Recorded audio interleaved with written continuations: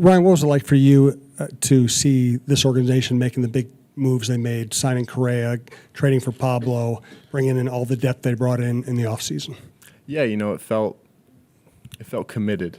I think that's something every player, every team wants to have ownership in front office that is just as committed to winning as the players are, and seeing that and seeing the moves we make, and not just the big money moves to go out and get Carlos, but the smart moves, trading away one of your favorite, most fan-friendly players in Louis, and bringing in Pablo, a trade that a lot of people had some iffies about just because of who we got rid of. But bringing in a guy like that has changed the dynamic of this team, changed the front end of that rotation with him and Sonny just being as unstoppable as they've been. Just seeing that level of commitment is gives us a boost and lets us just really trust everything that goes on behind the scenes.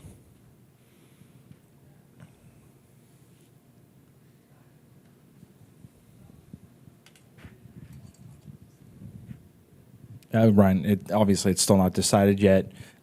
Sonny and Pablo aren't available to pitch on Saturday, but how much belief do you have, whether it's Bailey, whether it's Joe, whether it's Kenta in that game? Yeah, we've had the biggest strengths of this team has been the depth that we have up and down the rotation and the lineup and the bullpen.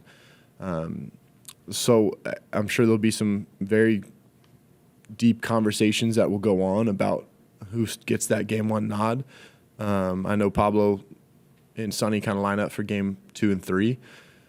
Game 1, that'll be up to the front office to say, hey, how do we match up?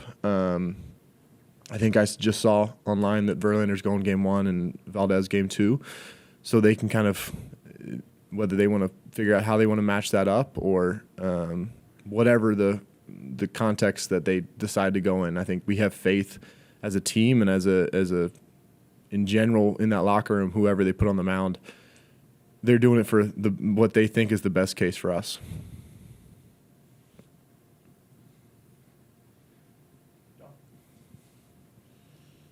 Thank you.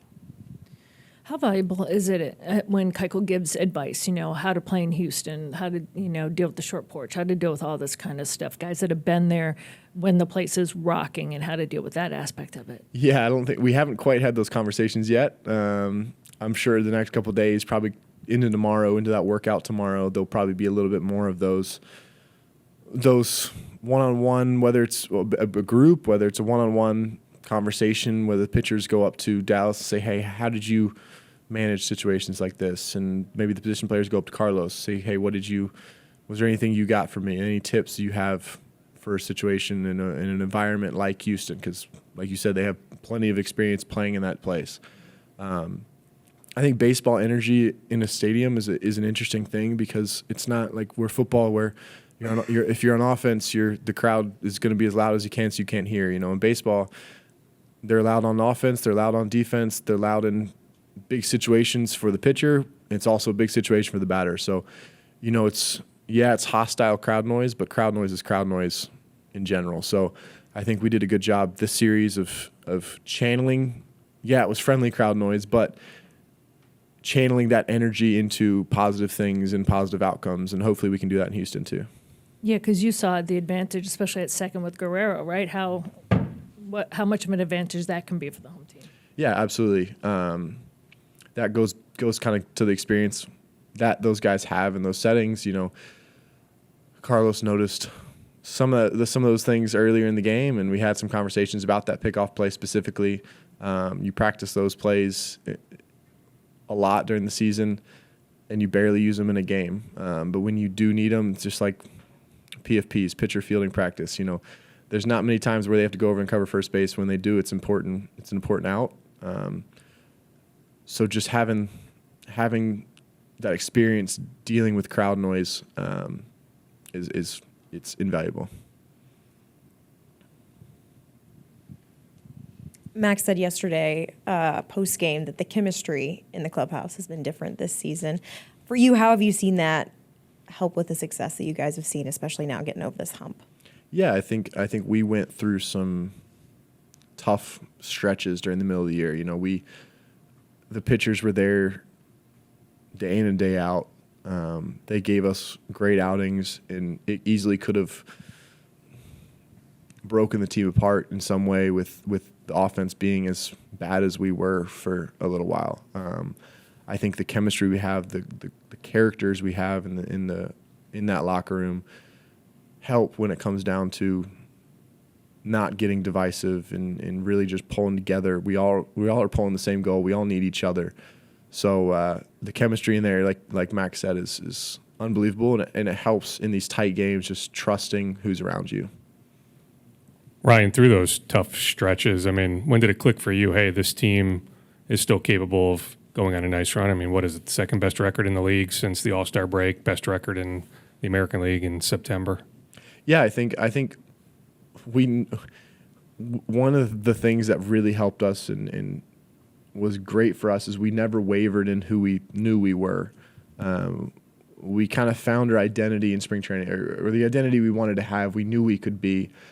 It took us 80-some games to get there, but when we did, it really started clicking. You know, you play all the facets of the game right. You do the little things the right way. Eventually, it's all going to come together, and we stayed very true to this is a really long season. Eventually, it's going to come together, and it did. And there wasn't one thing we could put a finger on why it did, but we started doing the things that we were bad at the beginning, started doing them good, and that just kind of kept on rolling. Ryan, a couple things. Were you surprised not to be run for in the 7th inning when you walked? I think it was still an option. I think if there was a chance that I got up to in scoring position, whether it be that next AB, whether maybe it was first, maybe Michael A gets a single there. I'm on second base. If I'm in scoring position, I wouldn't be surprised if they did. I know Stevie was moving around in the dugout, ready to go for whatever his name was called. He's probably 3 times as fast as I am, so wouldn't surprise me if they put him out there. And then the pitcher, I think Swanson had 2 disengagements, right, while you were on base? Tried to pick off once. I know I'm pretty scary over there. We got to be worried about the speed, I guess. All the triples that I got. Well, you have tried to steal some bases this year. Keyword there. Succeeded. Tried. No, I think I got more than I got thrown out. I thought he had 2 disengagements though, and I was. I don't. It might have been. He might have stepped off once. You weren't. I was not. I was not going anywhere. Yeah, I was. Also, when Carlos left last year, I think we all assumed that was it for him here. What do you remember watching the drama unfold from afar, and what do you remember when you heard that, oh my God, he's coming back to Minnesota? Yeah, I think I shot him a couple texts different times throughout the offseason congratulating him on signing a contract. Because, for us, we want him back. We know how valuable he is to the clubhouse as a person and as a player. But when it comes down to this business, it is a business at the end of the day. And if he was to go somewhere else, he made the decision that was best for him and for his family. Now, when he ended up falling back into our laps, I don't think any of us could have been more excited how it happened. We knew what a big piece he would play in the goals to get where we are right now. It was, it was an up and down. I'm sure it was a lot more stressful for him than it was for us. But at the end of the day, it worked out how it's supposed to. And we're sitting here in large part because of what he's done. Thank you, guys.